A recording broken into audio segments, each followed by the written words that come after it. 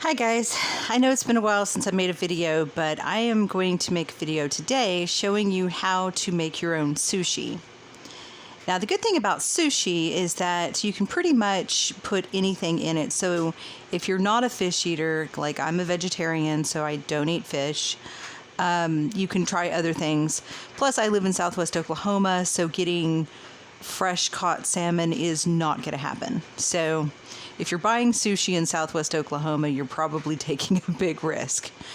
But I invested, of course, in a rice cooker because I love jasmine rice. That is my go-to, my favorite. And I was never really much of a rice eater considering that I was born on Okinawa, but I love this stuff. And of course, you know, if you have leftovers, you can always make rice pudding, you know, whatever. I also invested in this sushi kit, which comes with this silicone mat, this wonderful spoon, which really this is the best thing for spreading rice because rice isn't always spread like you want it to with just a regular spoon, but this kind of gets it where it needs to go. And then this, which is perfect. It makes the sushi just the right size that you want. And I'll show you how to use this, even though I'm not going to show you exactly because I've got to refrigerate this afterwards. I have fresh cut avocado, wasabi, which I wasn't really all about wasabi. I'm not even sure I had ever tried it before. But when we went to a little sushi shop and I had like the California rolls and stuff like that, I tried a little wasabi and I was like, oh my gosh, this stuff, I mean, yes, it's spicy, but it gets into your sinuses. It just makes you feel alive. I can't really explain why, but it's also got flavor to it. It's not just pure heat. It's got some really good flavor. And you can usually find this in like the super Walmarts, in like the very small Asian section. But like I said, I made jasmine rice, and sometimes you can also find the seaweed, and it comes in little sheets like this. And seaweed is really good. You can like crumble it up and put it in salads. It gives that little extra salt. But it's hard to explain the flavor. It's almost a fishy flavor, but not really. It's just hard to explain. Umami, I guess, you know, comes to mind, but, you know, I still really don't know what the meaning of that is.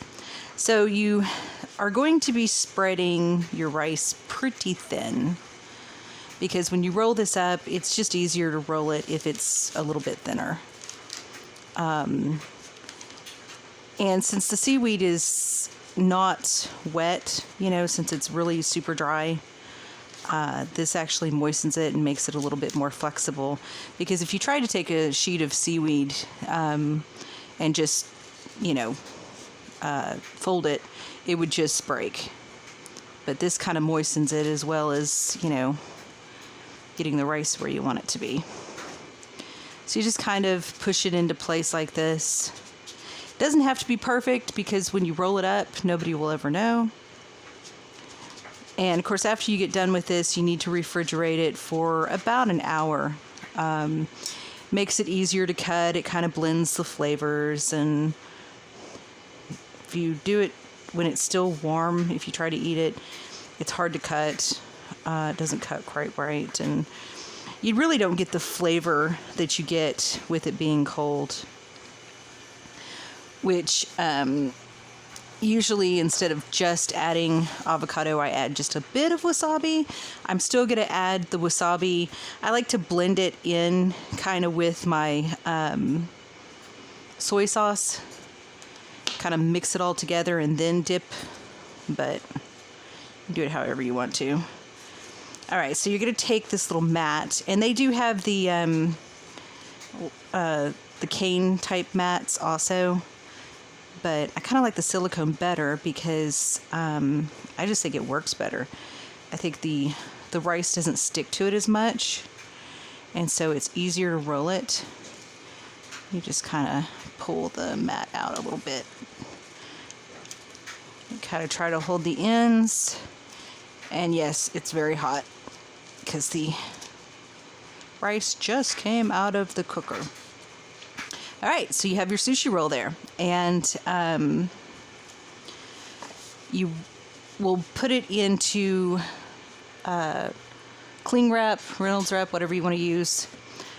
Stick it in the refrigerator, and like I said, you want to refrigerate it for about an hour.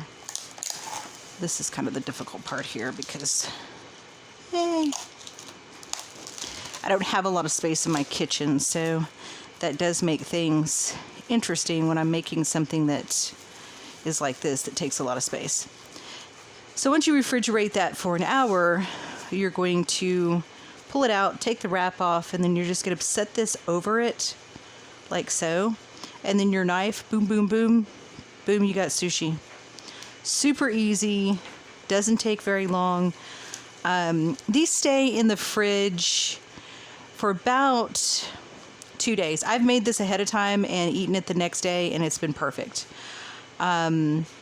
I wouldn't go for a third day though, because it starts, I mean, for one thing, it's got avocado in it.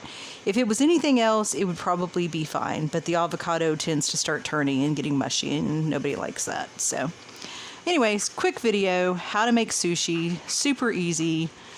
Like I said, I'm no expert, but it works. Catch you later.